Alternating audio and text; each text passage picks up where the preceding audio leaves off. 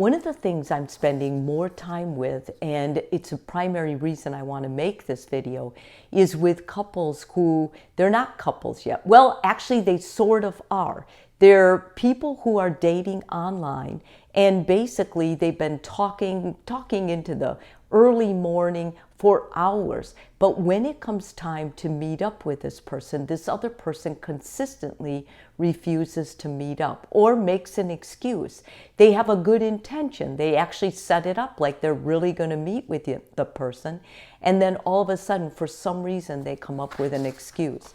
Before I go overboard saying that this is highly suspicious of catfishing, I do want to remind you that sometimes when people are putting their profile out online for dating, they hedge a little bit, they lie a little bit, they aren't always authentic with who they are.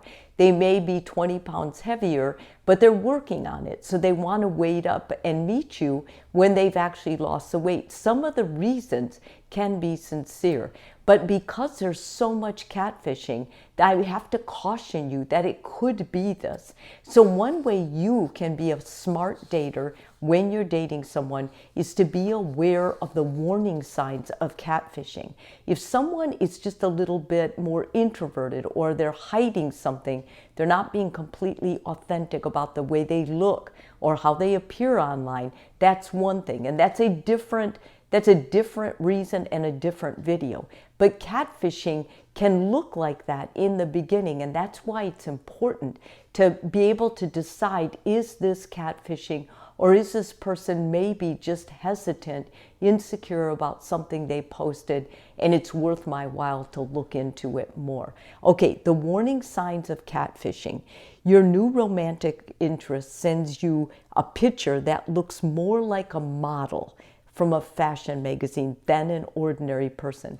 If all their pictures have been model-like, then they're using heavy filters, or they're using someone that isn't real. They're maybe posting parts of themselves on this person, but this person basically isn't who they are. The person quickly wants to leave the dating website and communicate with you through one-on-one, another form of getting to know you. What I would say is, before they do that, if they want to switch to talking to you personally, I would say, let's just meet in person. I would intercept that if I'd been talking to them at length and if I felt like I could trust them.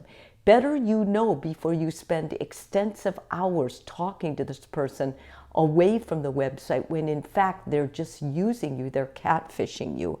They lavish you with attention. They give you a lot of accolades.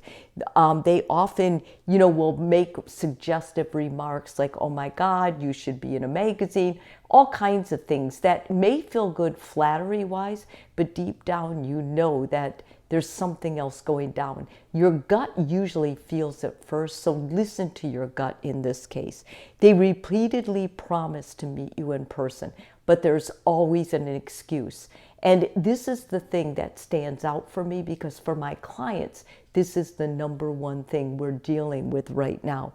They make a sudden request. They need money, or they need you to do a favor for them. Anytime you haven't met someone in person and they're already asking for a favor, man, I would get away from that person. That is a bad sign, and they're probably going to set you up to use you in some way. How to protect yourself from this?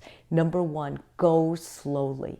When you're talking to this person, use good boundaries and go slowly. Make sure when you talk to them, it's on your time, or it works for you, so that you're not constantly giving your time away when it works for them, because they may be doing this to several people at one time. Talk to your family and friends about them. Get their take on it. Show them some of the content that this person has sent you, so that they can give you advice. Many times your friends and families are the best advisors. Your friends may have even been through it and been feeling like they didn't want to share it. They felt stupid about it, about the results of it. These are people that can help you now prevent this kind of thing. Check an online suitor's profile photo using a Google search or whatever type of search you have. see if that picture comes up anywhere else in Google. Google will usually be able to pull up someone who is a scammer or a repeat scammer. And this is a real advantage to you because you can find out that way. Be wary of any flirtations they use or anything else. Remember, you haven't met this person one-on-one yet. Notify the dating website or the maker of the app if you feel like this person is a scammer or if you identify that this person is a scammer. Because I can guarantee you, if this person is scamming you, they're scamming others as well. Also, limit any personal information. Do not ever give anyone your personal information. And this includes up through when you're first meeting them. They don't need to know where you live or anything else personal about you. Keep that on the background until you feel like you can trust this person, till this person has shown themselves to be a trustworthy person. Don't ever send this person money or do any kind of favor for them without really doing your background check. If you're dating someone, whether it's online or in person, this person should want to meet you. If they've talked to you extensively and you have been back and forth, you've helped each other, you've validated each other, you've given each other emotional support, they should be wanting to meet you.